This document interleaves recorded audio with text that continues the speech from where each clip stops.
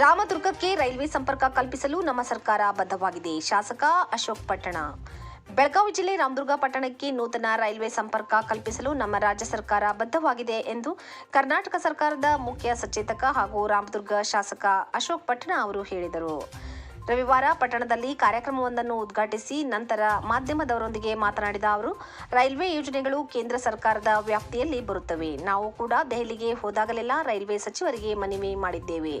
ಲೋಕಾಪುರದಿಂದ ರಾಮದುರ್ಗ ಸವದತ್ತಿ ಮಾರ್ಗವಾಗಿ ಧಾರವಾಡಕ್ಕೆ ನೂತನ ರೈಲ್ವೆ ಮಾರ್ಗ ನಿರ್ಮಿಸಲು ಬೇಕಾದ ಅಗತ್ಯ ಭೂಮಿಯನ್ನು ಒದಗಿಸಲು ನಾವು ಸಿದ್ಧ ಎಂದು ಮುಖ್ಯಮಂತ್ರಿ ಸಿದ್ದರಾಮಯ್ಯ ಅವರು ಈಗಾಗಲೇ ಕೇಂದ್ರ ಸರ್ಕಾರಕ್ಕೆ ಪತ್ರ ಬರೆದಿದ್ದಾರೆ.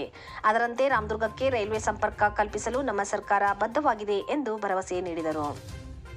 ಶಾಸಕರ ಈ ಭರವಸೆಗೆ ರಾಮದುರ್ಗ ರೈಲು ಹೋರಾಟ ಕ್ರಿಯಾ ಸಮಿತಿಯು ಹರ್ಷ ವ್ಯಕ್ತಪಡಿಸಿ ಶಾಸಕರಿಗೆ ಧನ್ಯವಾದಗಳನ್ನು ಸಲ್ಲಿಸಿದೆ. ವರದಿ ಅಫ್ತಾಬ್ ಸರ್ಮುಲ್ಲಾ, ರಾಮದುರ್ಗ. ದಶಕಗಳಿಂದ ರೈಲ್ವೆ ಹೋರಾಟ ರೈಲ್ವೆ ಹೋರಾಟ ನಾವು ಮಾಡ್ತಾನೆ ಇದೀವಿ. ಎಲ್ಲ ನಾವು ಹೋದಾಗೆಲ್ಲ ಡೆಲ್ಲಿಗೆಲ್ಲ ಹೋದಾಗೆಲ್ಲ ಮಂತ್ರಿಗಳು ಮೀಟ್ ಮಾಡ್ತೀವಿ. ಅದೆಲ್ಲ ಕೇಂದ್ರ ಸರ್ಕಾರ ಮಾಡ್ಬೇಕಾದ್ರೆ ನಮ್ದೇನಿಲ್ಲ. ನಾವೀಗ ಎಷ್ಟು ಜಮೀನು ಬೇಕು ನಾವು ಜಮೀನು ಕೊಡೋಕೆ ರೆಡಿ ಇದೀವಿ ಅಂತ ಮುಖ್ಯಮಂತ್ರಿಗಳಿಗೆ ಆಗಲೇ ಪತ್ರ ಬರೆದಿದ್ದಾರೆ. ನಾವು ಅದನ್ನು ರೆಡಿ ಇದೀವಿ. ಅದು ನಾವು ಬದ್ಧವಾಗಿದ್ದೀವಿ. ನಮಸ್ಕಾರ.